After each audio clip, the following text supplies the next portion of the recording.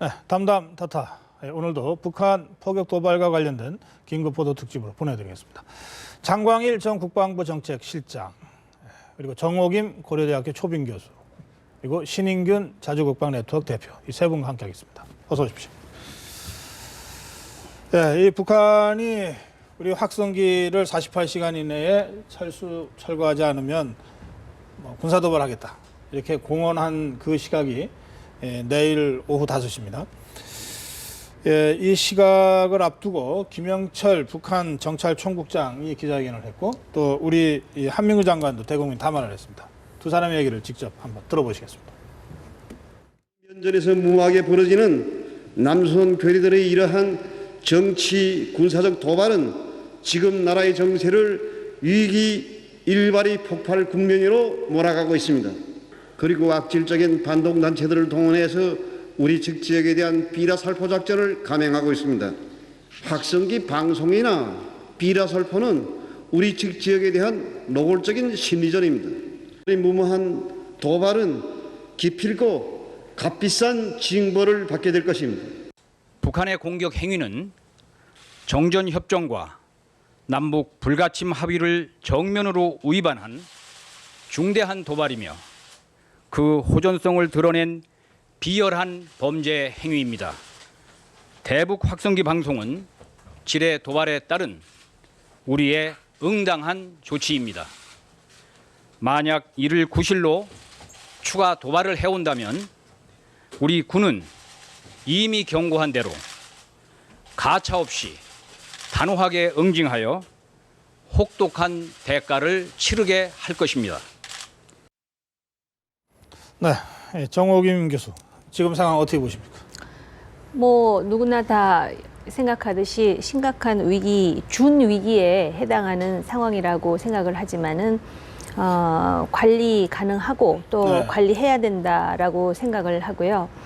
특히 북한에서 저렇게 강하게 나오는 데는 가장 가까운 이유가 아마 그 확성기, 대북 확성기가 아닌가 생각을 합니다. 그래서 기본적으로 우리가 그 도발에 대해서는 원칙적으로 원점 타격을 한다고 했고, 또 확성기라고 하는 것은 진실을 전달하는 차원에 더해서 지금 그 확성기 방송의 원인 제공은 또 북한이 목함 지뢰 매설로서 하지 않았습니까? 그런 부분에서 정당성을 그 계속 견지를 하면서 우리가 그 지나치게 북한을 자극하지 않는 그러한 그 한도 내에서 이 문제에 대해서 합리적으로 해결할 수 있다고 생각을 합니다. 위기지만 관리 가능한 위기다. 관리해야 되는 상황이기 때문에 되는 위기다. 관리 가능하다는 확신을 갖고 침착하게 대비해야 된다고 봅니다. 예, 장관 회장. 한민구 국방부 장관의 메시지는 제가 볼 때 한 두 가지는 조금 새로운 내용을 이번에 발표를 했습니다. 조금 전에 발표가 됐던 것은 이제 과거 그 목함 지뢰 사건이 있었을 때도 유사한 얘기를 했지만은 그 중에서 조금 제가 유익 있게 들었던 것은 도발의 악순환을 이번에 끊겠다라고 하는 거. 그래요. 그 대목이 있죠. 네, 도발의 악순환을 끊겠다라고 하는 것은 제가 볼 때 대단히 의미 있는 표현이다. 지금까지 도발과 어떤 의미에서 협상, 보상 이와 같은 그 악순환, 이 악순환의 고리를 한 번은 끊어서 김정은의 소위 이 행태에 대한 이런 따끔한 버릇을 지금 고쳐줘야 되는데 이 내가 볼 땐 절호의 기회다. 박근혜 정부의. 그래서 남북 관계가 조금은 지금 그 여러 가지 있더라도 이번 기회에 이 문제만큼은 악순환의 고리를 말로 아니고 행동으로 끊었으면 좋겠다 하는 말씀을 드리고 두 번째 메시지는 그 한 장관이 지금 여기 나오진 않았는데 한미 연합 전력이 우리 국민 뒤에 있다. 이 말은 우리 국민들이 지금 전쟁 위기, 도발 위기 등등으로 인해서 다소 불안 심리가 있지만은 세계 최강 미국의 전력이 우리와 함께 하고 있다는 그와 같은 메시지를 줌으로써 국민에게 조금 더 편안하게 또 안심한 가운데 생업에 종사했으면 좋겠다는 그런 메시지를 던진 것으로 저는 이해를 하고 있습니다. 한미동맹의 긴밀한 공조 체제가 가동 중이다. 이렇게 직접 얘기했죠. 신인균 대표는 어떻게 보십니까? 이제 강대강으로 맞부딪히고 있다라고 이제 모두에 말씀을 하셨습니다. 정말 강대강으로 맞부딪히고 있고, 특히 김영철 같은 경우는 그동안 북한의 그 대남 각종 어떤 그 도발이나 공작을 배후 지휘하고 또 일선 지휘했던 그런 인물이고 재작년만 하더라도 김영철이 직접 마이크를 잡고 정전협정 무효화선을 했던 그런 아주 호전적인 인물이죠. 예. 그런 호전적인 인물이 지난 8월 15일 날 북한의 그 70주년 행사 때는 안 보였다가 지금 이제 목함지뢰 도발 그리고 어제의 포격 도발 이후에 지금 적극적으로 방송에 나오고 있습니다. 네. 따라서 그동안은 이러한 것들을 배후에서 계속 작전 지휘 기획을 했을 것으로 판단이 되는 인물이고 네. 저는 그 오늘 뭐 지금 화면에 나오지 않았습니다만은 우리 군에게 굉장히 힘이 실리는 날이었다고 봅니다. 그 박근혜 대통령께서 직접 3군 사령부에 방문을 해서 여러 가지 말씀을 해주셨고 사실 군인들에게 국군 통수권자가 정말 그 현장 지휘관의 뜻대로 확실하게 조치를 해라, 선조치 후보고 해라 네. 라고 하는 말만큼 힘이 되는 게 어디 있겠습니까? 과거에 그래요? 예. 2002년 연평도 연평해전 그리고 1999년의 제1연평해전 정말 대승을 했죠. 이러한 그 승리의 역사 속에서도 그때 당시의 정치적 상황 때문에 정부로부터 현장 지휘관들이 우대를 받지 못하고 오히려 좌천을 당하고 오히려 해임을 당하고 하는 그런 역사적 고리가 있어 왔기 때문에 이번에야말로 그래요. 대통령이 예. 힘을 실어줬기 때문에 조금은 우리 군이 힘을 얻고 도발에 대해서 능동적으로 대처해 나갈 수 있는 그런 상황이 되었다라고 판단합니다. 그 이번 분의 말씀을 들으니까 제가 좀 부연해서 드리고 싶은 말씀이 있는데요. 그 우선 장광일 실장님께서 그 한미 동맹을 말씀하셨잖아요. 2010년 연평도 포격을 아마 기억하실 겁니다. 그때 우리가 그 연습을 하는 것을 빌미로 삼아서 민간인이 살고 있는 연평도에 포격을 감행을 했거든요. 네. 그래서 결국은 장관이 경질되면서 우리 정부가 다시 포격 훈련을 했어요. 사격 훈련을 했죠. 그럴 때 북한이 어떻게 경고를 했냐면 사격 훈련을 하기만 해봐라. 그러면 반드시 보복이 있을 것이다라고 경고를 했었어요. 네. 근데 우리가 사격 훈련 했습니다. 그리고 아무 일도 없었습니다. 그 이유는 그 사격 훈련 현장에 우리 한국군뿐만이 아니라 미군이 같이 있었거든요. 그러니까 네. 이 한미 동맹의 함의가 굉장히 크다는 것이고요. 네. 또 하나는 이제 우리 신 대표께서 말씀하시니까 지금 이제 기마무개 또 뭐 지금 장화무개 하면서 북한의 소위 우리에게 굉장히 위협을 주는 몇몇 장성의 이름이 이렇게 이제 늘 우리한테 환기가 되는데요. 우리 임진왜란 때 이순신 장군도 계셨는데 그렇다면 과연 북한 측에서 볼 때 대남 공격을 할 때 정말 어떤 장군이 무서워서 경계하는 그럴 만한 장군이 우리 대한민국에 있는가라는 생각을 떠올려 보게 됩니다. 이 부분은 지금 우리 군이 잘 해나가고 있는데 군 수뇌부에서는 다시 한번 반추를 좀 해주셨으면 하는 생각이 듭니다. 좀 전에 그 신영 대표가 그 제3군 사령부에 박근혜 대통령이 방문한 것이 아마 우리 군에 굉장한 그 힘을 주는 일이 될 거다 이런 말씀하셨는데 이를테면 당장 이번에 대응 사격을 한 것도 현장 지휘관 책임자가 사단장이었습니까? 사단장이었죠. 28사단장이 네. 직접 기획을 하고 결정을 하는 것으로 알고 있습니다. 그렇죠. 네. 그러니까 이런 식으로 이미 이제 그 선조치 후보고라 그럴까 이 기본 원칙들이 이번 경우에는 어느 정도 좀 지켜지고 있는 거라고 봐도 되는 거죠? 그렇죠. 예. 지금 우리 신 대표가 참 좋은 말씀하셨는데 네. 박근혜 대통령이 쭉 우리가 이제 그 취임 이후 여태까지의 그 이렇게 말씀하신 것을 더듬어 볼 때 일관된 메시지는 군 지휘관들을 내가 믿는다. 네. 특히 야전 지휘관들이 야전 지휘관들이 아주 본연의 임무를 수행하는 그 군복을 입은 군인들을 갖다가 믿고 네. 그리고 야전 지휘관들의 의견을 존중하겠다. 그러니 당신들은 정치적 고려 없이 상황이 벌어지면은 배운 대로 훈련한 대로 그리고 매뉴얼대로 과감하게 조치해라. 눈치 볼 거 없다. 네. 이번에 다시 한번 재강조를 한 거거든요. 그래요. 그 말은 만약에 뭐 내일 17시 얘기하는데 이런 상황이 벌어졌을 경우에는 어제 아주 잘했어요. 어제 잘했지만은 실제 우리의 장비나 인명이 피해가 올 경우에는 몇 배의 안갚음을 반드시 해야 된다라고 하는 그런 강력한 메시지이기도 합니다, 사실은. 예, 근데 지금 북한의 그 동향을 보면 김영철이가 뭐 강한 메시지의 기자회견을 하기도 하지만 동시에 김양근 명의로 대화하자는 메시지도 나오고 그런가 하면 조선중앙통신이 북폭탄 발사 사건을 조작했다, 남쪽이. 그리고 또 김영철이도 남측이 제시한 폭격 도발의 증거가 허위와 기망으로 이루어졌다. 그러니까 자기들이 안 했다는 거 아니에요. 이게 뭐 이렇게 잠수함을 뭐 보내서 천안함을 쏘고 도망간 상태에서 거짓말하는 거는 뭐 이렇게 또 그럴 수 있겠다 싶은데, 이런 것까지 자기들이 안 했다고 딱 잡아떼면서 책임을 남쪽에다 미루고 한편으로는 대화하자 그러고, 그러니까 북한의 의도를 어떻게 봐야 됩니까? 늘 그래왔기 때문에, 그리고 이미 신뢰를 잃었기 때문에 제가 그거는 진짜 100% 반박이 가능한데요. 예를 든다면 이제 목함 지뢰도 그렇고, 요번에 이제 소위 그 뭡니까 고사 총입니까? 또 세 발에 예. 그것을 발사하고 지금 딱 오리발을 내밀고는 있지만은요. 다른 예를 한 가지 든다면 1987년에 카알기 폭파 사건이 있었죠. 정말 아니라고 그 당시에 대한민국의 대통령 선거가 있었기 때문에 남쪽에서 조작했다고 그렇게 하고 우리나라의 그 당시에 반정부 인사들이 그 얘기를 거의 다 믿었었습니다. 근데 사실은 바로 그 사태 때문에 북한이 미국의 테러 지원국으로 그 지정이 됐던 거 아닙니까? 근데 나중에 테러 지원국에서 빼달라고 미국에다가 간청을 하면서 했던 얘기가, 우리가 테러를 범한 거는 1987년 이후에는 한 번도 한 적이 없다. 이렇게 스스로 얘기를 해서 그래, 예. 자기 죄를 스스로 고백한 적도 있었고요. 그다음에 양동 전술에 대해서 말씀하셨잖아요.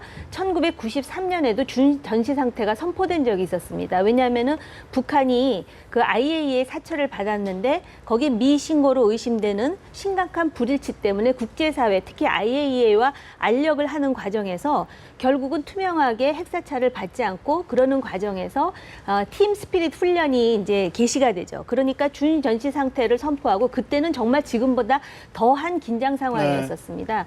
그런데 그때도 역시 물밑에서 대화를 하자고 한 적이 있었거든요. 이게 어떻게 보면 그럼 아주 그 대화 전형적인, 제의에 힘이 전혀 실려 있지 않다? 제가 볼 때는 이 대화, 한쪽에서는 대화하고 한쪽에서는 도발하고 하는 것은 김일성의 등장 이래로 지금까지 한 번도 변하지 않은 북한의 전략 전술입니다. 그렇기 네. 때문에 그 부분에 대해서도 우리가 대화에 대해서는 또 그 역시 지금 상황을 보면은 우리가 물론 위기 관리를 하기 위한 의지와 역량이 있지만은 네. 이게 지금 테러가 없다라는 분명한 딜레마는 있지 않습니까? 그러니까 그런 부분에 대해서 우리가 얼마나 초당적인 모습으로 시의적절하게 예, 잘 알겠습니다. 대응하느냐가 지금 열쇠인 것입니다. 예, 이 북한을 보면서 결국은 김정은이 이 모든 걸 다 뭐 기획하거나 또는 지휘하거나 승인하고 있을 텐데, 김정은이 도대체 무슨 생각을 할까요? 김정은 오직 네. 자신이 지금 이제 30대 초반의 젊은 나이인데 어떻게 하면은 자기 아버지처럼 영생의 권력을 누리면서 죽을 때까지 이 정권을 유지를 할까, 뭐 이런 생각. 그 외에는 뭐 큰 어떤 그 목표가 없겠죠. 그 김일성이 가지고 있었던 어떤 그 조선 조국 통일의 뭐 과업, 이런 것은 사실은 명분에 불과하고 오직 정권 연장 여기에 있다고 보는데, 근데 뭐 이 불장난이 조금만 심해지면 사실은 그 체제 붕괴로 바로 연결될 수도 있는 이런 위기 상황이거든요. 그 체제 근데 붕괴로, 그런 거를 합리적으로 판단할 능력이 없는 그 겁니까? 체제 붕괴로 이어지는데 그 마치 외줄타기처럼 아슬아슬하게 정말 한 발 헛디디면 낭떠러지로 떨어지는데 자신은 결코 낭떠러지로 떨어지지 않을 자신이 있는 것처럼 착각을 하고 외줄을 타고 있는 것이죠. 그래서 특히나 자기 아버지보다 훨씬 더 높은 곳에서 훨씬 더 가는 줄을 지금 타고 있는 거예요. 글쎄 말이에요. 예, 그런데 하여튼 보기에 위태위태해요. 그 아까 저 고 박사님께서 말씀을 하신 게 예. 북한이 너무나 명백한 지금 증거를 네. 가지고도 김영철이가 예. 왜 자기네들이 안 했고 우리가 지금 조작을 했다라고 하는가. 북한이 그런 말을 애초에 하기 위해서 한 도발의 유형입니다. 아하. 이를테면 분명히 북쪽에서 포탄이 날아와서 76mm 포가 3발이 비무장지대에 떨어졌어요. 예. 분명히 북한이 매설한 것으로 확실시되는 지뢰가 우리 측 지역에 딱 사람들이 움직이는 지역에 이렇게 묻혔습니다. 그럼에도 불구하고 그것은 스모킹건이 없는 것입니다. 이를테면 어제도 정말 교묘하게도 그 76mm 포라는 것이 제법 큰 포인데 네. 그것은 직사로 쏘게 되면 대포병 레이더에 전혀 잡히지 않습니다. 아. 그렇게 일부러 쏜 것이죠. 정말 그것을 가지고 확성기에다 쏘려고 하면 이 28사단 확성기는 조금 숨어 있는 곳에 있기 때문에 곡사로 쏴야 됩니다. 곡사로 해야 된다. 그런데 직사로 쏜 것이죠. 왜냐? 대포병 레이더에 안 잡히기 위해서. 증거가 안 남거든요. 그러니까 지금 당장 김영철이 나와서 우리가 안 했다. 지금 조작한 것이다. 자, 그런데 문제는 천안함도 마찬가지고 지뢰도 마찬가지고 지뢰 그 도발 사건이 있고 북한에서 우리가 안 했다라고 하니까 남한 사회의 인터넷 댓글 이런 데서 정말 우리가 조작한 거 아닐까? 라는 의심이 나오기 시작합니다. 이른바 이것도 괴담이, 마찬가지죠. 그래서 이러한 것들 전례가 계속 있어 왔기 때문에 김영철이 자신감을 얻고 이런 식으로 그 모략을 한다라고 하는 것이죠. 제일 제가 볼 때 심각한 것이 과연 이 북한의 김정은을 포함한 지금 지도부가 정상적인 시스템이 작동되고 있는지 그것이 제가 볼 때 사실 제일 심각한 지금 문제라고 봅니다.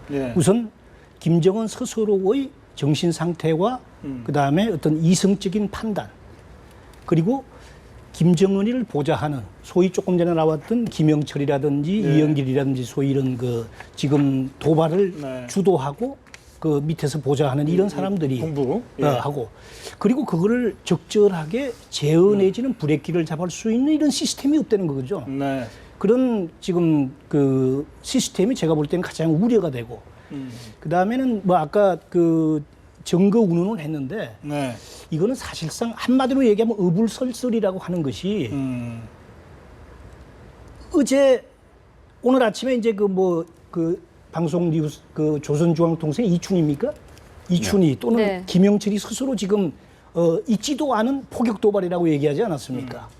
그런데 북한이 스스로 오늘 아침에 자기네가 무슨 얘기를 했냐면은 방송에서 우리가 그 자기네들이 쏜 그 뭐 무슨 포병의 숫자도 제대로 또는 그 포병의 뭐 무슨 종류도 제대로 모르고 그 뭐뭡니까 자기가 쐈다는 것을 스스로 자인하는 이 말도 안 되는 스스로 이중적인 행위를 지금 보이고 있거든요. 장군님 그 이게 김정은의 상태와 김정은의 그 핵심 이 군 참모들의 상태와 그 시스템이 제일 걱정된다 이러셨는데 사실 아까 뭐 자료 그림에도 김정은이를 이제 옹이하는 이 군 장성들, 북한 군 장성들의 모습을 딱 보면서 제가 문득 이런 생각이 들었어요. 야, 이게 뭐 장성택도 처형하고 뭐 현영철도 뭐 처형하고 이러던 판에 이를테면은 장군님 말씀대로 이렇게 가면 안 된다고 생각하는 군 지휘관이나 뭐 누가 있어도 야, 그런 분위기에서 누가 그 소리를 꺼낼 수 있을까? 예? 그러니까 꺼내면 죽을 것 같은데 분위기가 예? 그러니까 거의 브레이크 없는 상태 아니에요, 지금? 꺼내면 죽을 뿐만 아니라 이제 그 상당히 그 왜곡된 형태의 충성 경쟁이 일어나는 것이죠. 그러니까 심리전으로 확성기가 이제 방송이 되면 누군가가 이제 그 확성기에 대해서 보고를 할 수가 없고 김정은은 김정은대로 흥분할 것이고 근데 그대로 놔두면은 본인 즉 그 현장의 야전 사령관의 목이 어떻게 될지 모르니까 이런 어떤 지나친 행동이 나올 수밖에 없고요. 그 다음에 김정은이 권력을 잡은 이래로 하는 도발의 행태는 하나같이 증거를 그 숨기는 즉 뒤에서 마치 또 사람의 뒤통수를 치듯이 이게 그 중동의 IS와의 아주 명백한 차이죠. 거기는 테러를 하면 자기네들이 했다고 주장을 하는데 이 북한의 경우는 안 했다고 증거가 나올 때까지 근데 이것이 대치되는 상황이고 군사 도발이 증거가 그렇게 쉽게 나오진 않거든요. 그걸 최대한 악용하는데요. 이건 또 역설적으로 보면은 증거가 발각돼서 보복되는 것을 이 김정은 자신이 굉장히 심리적으로 두려워하고 있다라는 방증이기도 합니다. 그럴 뿐만 아니라 젊은 독재자이기 때문에 스트레스도 엄청나게 많을 것이라고 생각을 하고요. 또 이런 부분이 있습니다. 다른 나라의 경우도요. 이런 군사적인 어떤 결행을 하는 거는요. 이 군인 출신은 잘 안 합니다. 왜냐하면은 그 군사 결행의 결과가 어떠할 것이라는 걸 너무나 잘 알기 때문에 결정이 굉장히 신중하거든요. 이게 사실 적절한 사례는 아닌데요. 미국이 이라크를 공격할 때 공격해야 된다고 백악관 내에서 얘기했던 사람들은 군대를 가보지 않은 폴 월퍼비츠라든지 이런 강경파였죠. 그때 가장 신중하면서 조심해야 된다고 얘기했던 유일한 사람이 바로 콜린 파웰 국무장관이었거든요. 그러니까 그 논리가 똑같지는 않더라도 지금 김정은이 얼마나 무모한 짓을 할 수 있는지에 대해서 우리가 100번 감안을 해야 될 필요가 있습니다. 앞으로 상황을 좀 전망하는 쪽으로 좀 말씀을 좀 듣고 싶은데요. 지금 이 김정은이는 준전시 상태를 지금 선포했어요. 뭐 이건 뭐 전쟁 직전 상태라고 이제 일단 이해를 하면 될 것 같은데 그러면서 48시간이라는 시한을 지금 줬단 말이에요. 그게 이제 내일 5시입니다. 그러면 이제 48시간이 지나서 내일 5시 후에 확성기 철거가 안 되면 저쪽에서 공격을 뭔가를 안 하면은 이게 이상해지는 거 아니에요, 상황이. 지금 이렇게 스스로를 지금 이 배수진을 치고 지금 이 협박을 하고 있는데 그러면 어떻게 될까요? 내일 5시 이후의 상황. 우리 군은 지금 확성기 방송을 계속 한다는 거니까 뭐 변함이 없을 거라고 보고. 그럼 그 내일 5시 이후 상황을 한번 예상해 주십시오. 어느 분이 먼저 하시죠? 네, 이제 예. 지금 배수의진 말씀을 하셨지 예. 않습니까? 그 배수의진을 쳤다는 것은 지금 북한 자신들도 알고 우리들도 아는 것이죠. 아, 네. 이거 배수의진이다. 그럼 반드시 공격을 할 수밖에 없는 상황으로 자기를 만든 것이죠, 북한은. 왜냐? 이렇게 해놓고 완전 군장 꾸리게 만들어 놓고 진지에 다 배치시켜 놓고 갑자기 이제 아무 일 없어 다시 부대로 돌아가. 예. 이거는 말이 안 되는 것이죠, 북한 입장에서. 그럼 우리 입장에서는 또 확성기를 계속 틀면서 야, 니들 그래 놓고 아무것도 안 하더라. 뭐 또 이렇게 혹시나 한다면 굉장히 김정은으로서는 공공에 빠지는 것이죠. 그래요. 저는 반드시 도발을 할 것으로 보는데 네. 그 도발의 양상은 항상 북한은 우리가 예상했던 것을 뛰어넘었습니다. 또 하여튼 또 뒤통수를 네, 칠 거다. 또 뒤통수를 칠 건데 이번 그러니까 이 지뢰 도발, 목함 지뢰 도발은 우리 사람이 다쳤죠. 그리고 어제 했던 도발은 아무런 피해도 네. 없었죠. 자, 그런데 어제 했던 도발을 가지고는 우리 거의 대부분의 국민들이 지금 응전 열기가 지금 떠오르고 있습니다. 왜? 아무도 안 다쳤기 때문에. 그런데 다음에 있을 도발은 제가 예상하기로는 일부 시민이나 일부 군인들이 다 사상자가 생기게끔 대규모는 아닌데 사상자가 좀 생기게끔 만들어서 우리 국민으로 하여금 공포심을 좀 느끼게 만들고 그러나 그럼에도 불구하고 원점이 잘 노출이 안 되는 그런 구에서 혹시 나중에 우리가 공격을 하더라도 우리 조작이다라고 또 우길 수 있고 또 혹시 원점이 나온다 하더라도 그게 목함지뢰처럼 즉시 발각이 안 되고 뭔가 좀 조사를 해서 한 템포 놓치는 우리가 즉각 대응을 하기 어렵게 만드는. 그렇죠. 한 템포 놓칠 수밖에 없는 그게 어떤 거가 될까요? 그래서 사실 저도 목함지뢰도 예상을 못했고 이번에 이런 직사화기로 공격하는 것 이건 정말 상상도 못했습니다. 그래서 또 또는 우리 군의 상상을 넘어서는 뭔가가 예, 아마 있을 겁니다. 예, 장군.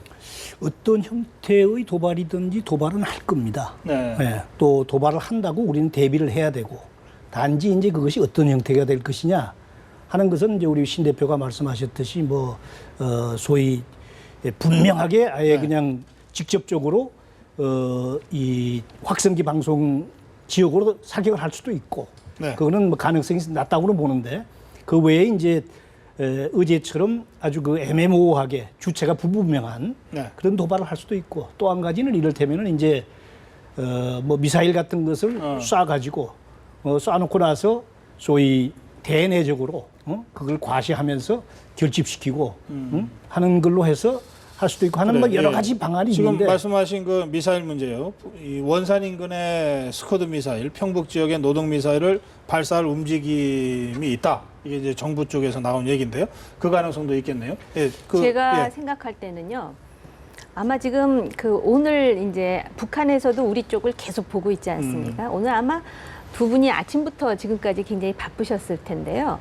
북한이 그걸 보면서 어떤 면에서 보면 정치적으로 소기의 성과를 이뤘다고 생각할 수도 있습니다. 그리고 도발할 것이다라는 그 예측을 역으로 정치적으로 이제 불안감을 조성하는 데 이용할 수도 있을 것이라고 생각을 하거든요.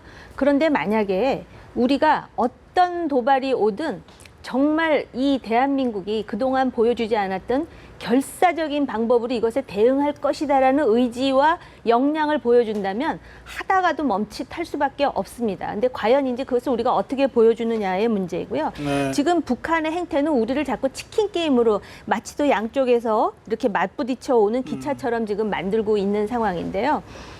내일 그 5시 이후에 아마 이제 그 소위 확성기를 우리가 멈추지 않으면 그에 대한 또 책임으로 몇몇 장군을 처형할 수도 있겠죠. 뭐 여러 가지 방법이 있습니다. 그리고 설사 자기가 그것에 대한 보복을 하지 않더라도 적어도 뭐 소위 남조선이 무슨 뭐 포격을 하고 북한을 공격하는데 김정은의 위대한 뭐 이런 걸로 지금 막아냈다라고 정치적인 선전을 할 수도 있고요. 미사일 발사 외에 우리가 어떤 식으로 북한이 도발할 것인가 또는 서해에 있는 오더라든지 또는 뭐 심지어는 아주 극단적인 예를 든다면 우리나라의 아주 중요한 시설들에 대한 뭐 여러 가지 테러라든지 많은 것을 상정할 수는 있는데요. 아까도 말씀드렸듯이 그 연평도 포격 사태에 있어서도 반드시 보복하고 응징하겠다 그러고 그냥 넘어간 적도 있습니다. 그건 왜냐? 그 당시에 그 한미군이 같이 있었을 뿐만 네. 아니라 당시 중국에 일정 정도의 압력이 있었고요. 그런 것이 김정은을 막는 하나의 계기가 되었거든요. 그러니까 알겠습니다. 결국은 그거는 우리의 의지와 우리의 역량에 달려 있다. 저는 그렇게 말씀드리고 알겠습니다. 싶습니다. 예, 한민구 장관도 한미공조가 잘 가동되고 있다고 공언했고, 그리고 실제로 지금 을지 프리덤 가디언 훈련이 진행 중인 상태고, 또 좀 전에 그 정호인 교수 중국 말씀하셨는데, 중국 쪽에서도 자기들이 상당히 이 건강한 역할을 지금 하고 있다, 뭐 이런 얘기들이 있어서, 뭐 북한이 감히 이런 상황에서 자멸로 가는 이 불장난을 할 수 있겠는가, 뭐 이렇게 생각은 합니다만, 아까 말씀이 전 핵심인 것 같습니다. 어떤 경우에도 강력한 응징을 하겠다고 하는 우리 의지가 대내외에 천명되고, 또 이 방향으로 국민이 단결되고 국론이 하나가 됐을 때 하려고 하던 도발도 감히 못할 것이다. 예, 일단 그렇게 정리를 하고요. 내일 상황, 모레 상황 좀 지켜보면서 또 여러분 다시 모시겠습니다. 말씀 잘 들었습니다. 네, 감사합니다.